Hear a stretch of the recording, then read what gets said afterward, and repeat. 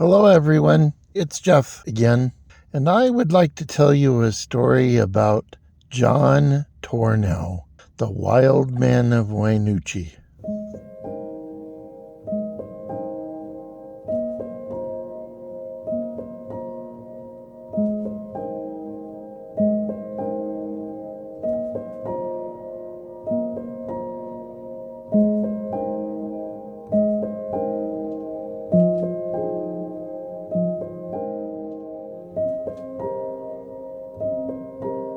John Tornow, the young gentleman standing behind his mother, was born in 1880. When he was 10 years old, his brother Ed shot and killed his dog. He immediately went and found his brother's dog and killed it. And from that moment on, people said that he changed.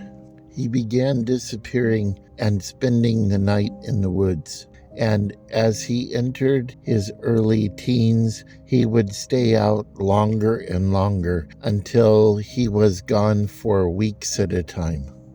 When he did return home, oftentimes it was only to see his mother and bring her freshly killed game. After the father died, the brothers took over the family logging company.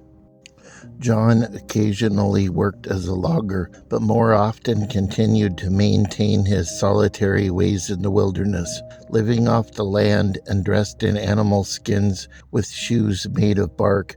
John just wanted to be left alone with nature. Standing 6'5" and weighing over 250 pounds, most people thought him a little strange but harmless. As the years went on, he rarely ventured from the woods, but occasionally would watch the loggers as they were working. On one occasion, he surprised everyone by saying, "I will kill anyone who comes after me. These are my woods." But with time, the brothers became concerned about his behavior. So with the help of friends and family, they captured him and had him committed to Mountain View Sanitarium in Portland, Oregon. The year was 1909, and John spent the entire year confined to the insane asylum in Portland, Oregon. And after a year, the doctors contacted his brothers and said, "There is nothing more we can do for him. We suggest that you take him to the hot springs around Mount Hood, and maybe there the mineral waters will help him." The brothers took him to Terwilliger Hot Springs near Mount Hood, but John wanted nothing to do with them, and he basically just wanted to go home to the woods around Montesano. Well, one night he made his escape, and nothing was seen or heard of John for the next year until he began to occasionally visit his sister and her husband, who had two twin sons, John and Will Bauer. He refused to have anything to do with his brothers, never having forgiven them for committing him to the sanitarium. He was spied occasionally with tangled hair, a long beard, and ragged clothes. His legend began to grow as people described him as a giant gorilla-like man seen running through the forest. Loggers would tell the story of how he appeared to be a large, hairy beast and would seemingly appear out of nowhere before once again vanishing quietly into the forest. In September 1911, John shot and killed a cow grazing in a clearing near his sister's farmstead. The house still stands today. While he was dressing out his fresh kill, a bullet whizzed over his head and he dropped his knife. He lifted his rifle and he fired 3 times in the direction where the bullet had originated from. When he went back into the brush, he found his 2 19-year-old twin nephews lying dead on the ground. As to why John and Will Bauer shot at Tornow, it is suggested the pair thought that he was a bear feeding off one of their herd, and a bear's carcass was later found in that area. However, some historians believe the boys intentionally made John Tornow their target.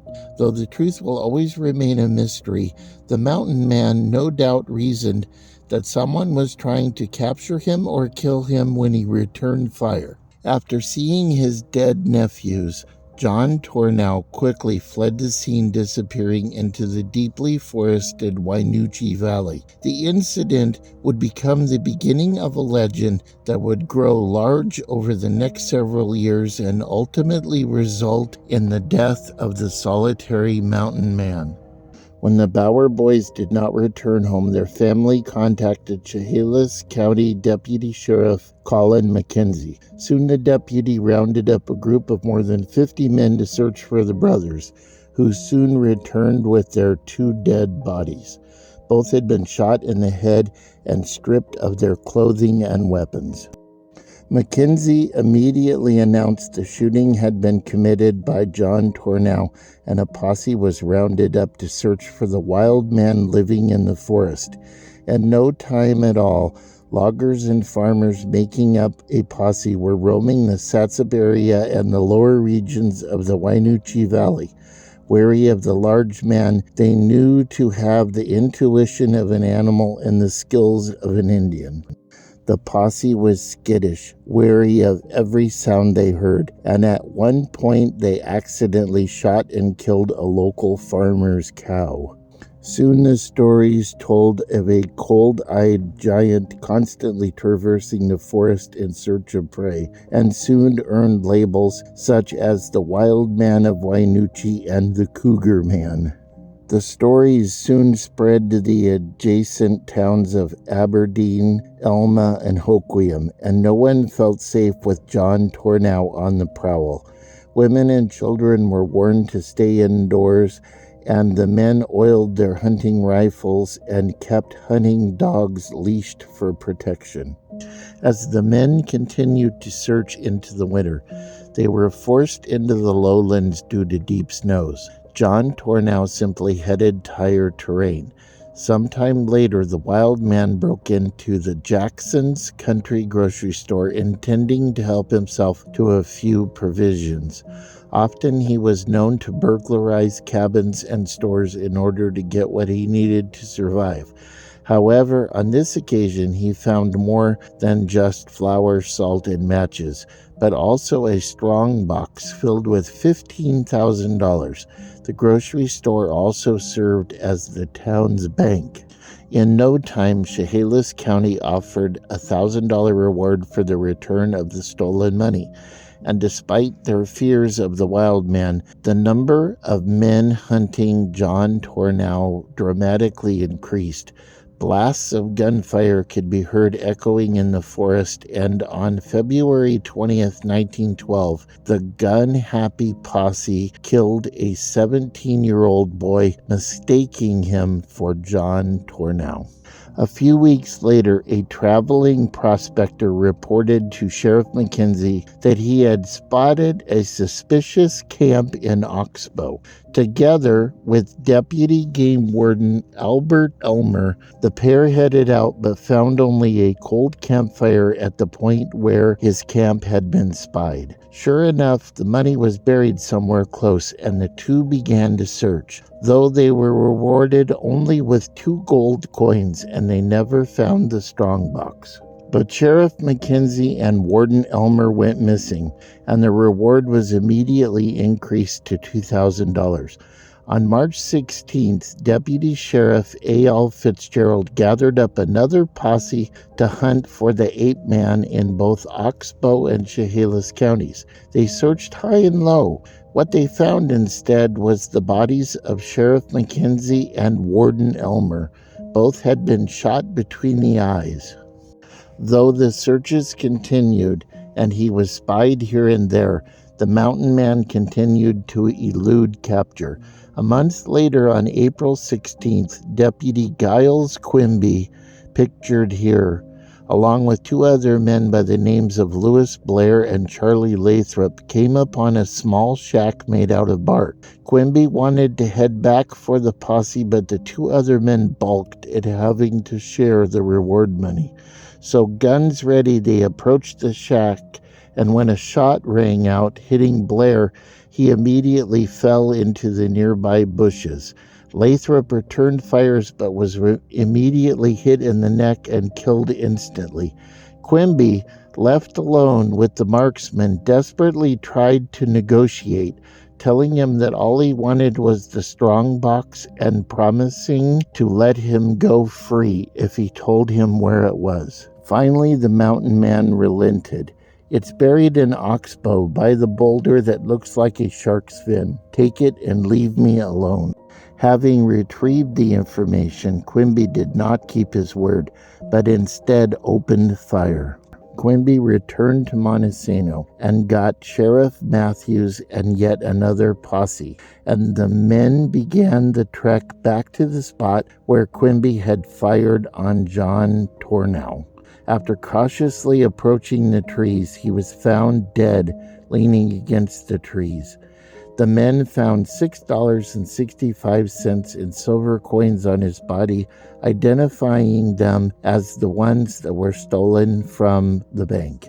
His body was hastily thrown over the back of a horse for the return trip to Montesano. Before John Tornow's body was even returned to Montesano, word had already reached the town that the wild man had been killed, and 700 gawkers began lining the street in order to get a peek at the legendary mountain man. The only one that showed up to claim his body was his brother Fred, who had traveled up from Portland, and he tried to prevent the body from being put on public display. However, the gawkers stormed the tiny morgue, demanding to see the body and overwhelming the coroner. He finally allowed them inside, but before it was said and done, the crowd required dozens of deputy sheriffs to prevent the nearly 700 citizens from tearing off bits of the dead man's clothing and removing locks of his hair. A service was hastily held at the family's old homestead. Immediately, postcards was printed featuring a photo of John Tornow along with numerous newspaper articles with screaming headlines calling him the great outlaw of Western Washington. One of the local newspapers asked his brother Fred about his death, and he said, "I am glad John is dead. It was the best way now that it is all over, and I would rather see him killed outright than linger in a prison cell." All of his worldly possessions was $1,700 on deposit in a Montesano bank, partial ownership of a small house in Aberdeen, and a partial ownership in a timber claim in Chehalis. Quimby lived a long life after all of this and eventually died in 1948. He only received $1,000 of the reward money because he was ineligible as he was a sworn deputy. He eventually did find the boulder shaped like a shark's fin in Oxbow County, and there was no strong box under it. The hiding place is thought to be inside the Olympic National Forest, where it is federally protected. A marker was placed in 2013 at the exact spot where the shootout took place. He was buried in a local cemetery, and over 100 years has now passed. I leave you now back at the remnants of the Bauer farmstead. Remember, everyone, be good to each other, think good thoughts, do good deeds, and I will see you again on the next adventure.